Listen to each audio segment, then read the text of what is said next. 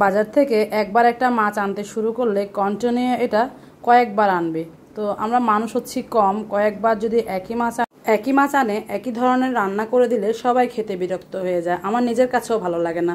তাই তো এক ধরনের মাছ দিয়ে আমি ভিন্ন ভিন্ন রকমের রেসিপি ট্রাই করি, এতে করে সবাই ভিন্ন ভিন্ন স্বাদের মাছ খেতেও পারে, আবার আমি আপনাদের সাথে রেসিপিও শেয়ার করতে পারি। এই ধরেন পার্শে মাছ এক নাগারে কয়েকবার এনেছে, তো কয়টা কয়টা রান্না করি, ভাজি করি, আবার কয়টা ফ্রিজে রেখে দেই। আজকে এই কয়টা মাছ বের করে ভাবলাম যে এগুলো দিয়ে অন্য কিছু রান্না করে দেই। প্রথমে লবণ, হলুদ আর একটু সরিষার তেল মাখিয়ে নিয়েছি মাছগুলোতে। এই মাছগুলো একটু সরিষার তেল মাখিয়ে দিলে তেলে দেওয়ার পরে খুব একটা তেল ছড়ায় না, নয়তো এগুলো ফুটতে থাকে স্কিনের কারণে, তো তেল এসে গায়ে পড়ার সম্ভাবনা থাকে, যার কারণে আমি এটা করি আর তেল গায়ে এসে পড়ে না।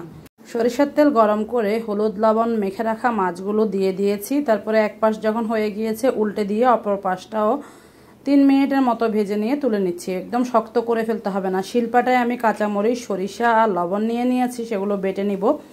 এদিকে আমি একটা পেঁয়াজ গ্রেট করে নিয়েছি, চাইলে বেটেও নেওয়া যাবে, ব্লেন্ডও করে নেওয়া যাবে। একটা মাত্র পেঁয়াজ, তাই আমি গ্রেট করে নিয়েছি। এই পেঁয়াজটাকে এখন আমি তেলের মধ্যে একটু ভালো করে ভেজে নিয়েছি। একটা টমেটো গ্রেট করে নিয়েছি, এটাও আমি এখন পেঁয়াজের সাথে দিয়ে ভালো করে ভেজে নেব, যেন পেঁয়াজ আর টমেটোটা ভালো করে কুক হয়ে যায়। কাঁচা মশলাগুলো ভালো করে ভাজা হয়ে গেলে তারপরে আমরা অন্য মশলাগুলো দিব। এই জন্য আমি স্বাদ মতো লবণও দিয়ে নিলাম। এখন এই লবণ দিয়ে টমেটো পেঁয়াজটা ভালো করে ভাজা হয়ে গেলে আমি যে সরিষার পেস্ট করে রেখেছি সেটা এখন চালনিতে নিয়ে ছেঁকে দিয়ে দিব। ছেঁকে দিয়ে দিলে এটা যেমন খেতে সুস্বাদু হবে, তেমনি এই যে খোসাগুলো ফেলে দিলে এটা আর মুখের সাথে লাগবেও না। সরিষার যে একটা তিতা ভাব সেটাও লাগবে না। আর সরিষা ব্লেন্ড করেন বা বেটে নেন, সাথে কাঁচামরিচ আর লবণটা অবশ্যই দিবেন, তাহলে সরিষা তিতা লাগবে না। নয়তো অনেক সময় সরিষার জন্য তরকারি তিতা হয়ে যায়, খাওয়া যায় না। সরিষা পেস্টগুলো দেওয়ার পরে ভালো করে ফুটিয়ে নিয়ে আমি হলুদের গুঁড়া আর জিরা ধনিয়ার গুঁড়াটা দিয়েছি। মশলাগুলো ভালো করে মিশিয়ে নেড়ে চেড়ে ভেজে নেব। এই হলুদের সুন্দর একটা কালার চলে আসবে। সরিষা ইলিশ তো বছরে 1-2বারের বেশি হয়তো আমাদের খাওয়া হয় না, অনেকের হয়তো বা সারা বছরে একবারও খাওয়ার সৌভাগ্য হয় না। আলহামদুলিল্লাহ হয়তো বা বছরে 1-2বার খেতে পারি। তো সরিষা পার্শে মাছটাও কিন্তু অনেক বেশি মজা। যারা আমরা ইলিশ মাছ খেতে পারি না তারা চাইলে এভাবে পাবদা মাছ দিয়ে, তারপরে পার্শে মাছ দিয়ে বা বাটা মাছ যেটাই বলি, এটা দিয়ে যদি এভাবে সরিষা পার্শে বা সরিষা পাবদা রান্না করা যায়, খেতে কিন্তু অনেক মজা হয়। আর দুধের স্বাদ ঘোলে মেটানো ব্যাপারটা ওরকম আর কি অনেকটা।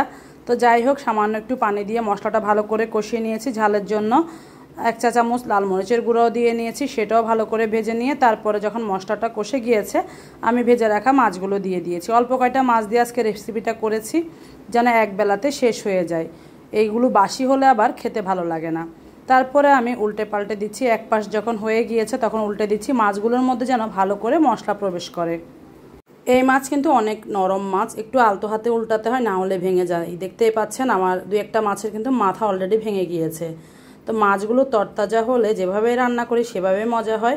এই মাছটা বেশ অনেক দিন ফ্রিজে ছিল, তারপরও এভাবে রান্না করার কারণে অনেক বেশি মজা হয়েছিল। সামান্য ঝোল দিয়ে ঢাকনা দিয়ে ঢেকে রেখে দিয়েছিলাম, জাস্ট এটা আরেকবার ফুটিয়ে নিলে হয়ে যাবে। এখন আমি লবণটা চেক করে নিচ্ছি, লবণ ঠিক মতো হয়েছে। আমি 1 চিমটি চিনি দিয়ে দিয়েছি, যেহেতু সরিষা দিয়ে রান্না করছি তাই দিচ্ছি। যারা চিনিটা খাবেন না তারা স্কিপ করতে পারেন, আমার বাচ্চারা খাবে তো তাই আমি একটু চিনি দিয়েছি, এতে করে স্বাদের ব্যালেন্সটা হয়ে গিয়েছে। উপর থেকে ধনিয়া পাতা আর কাঁচামরিচ কুচি ছড়িয়ে দিয়েছি। রান্না আমার শেষ। আমার আজকের এই সর্ষে পার্শে রান্নাটা আপনাদের কাছে কেমন লেগেছে অবশ্যই জানাবেন। একই রকম রান্না খেতে যখন একঘেয়েমি চলে আসে, চাইলে এই রেসিপিটি ট্রাই করতে পারেন।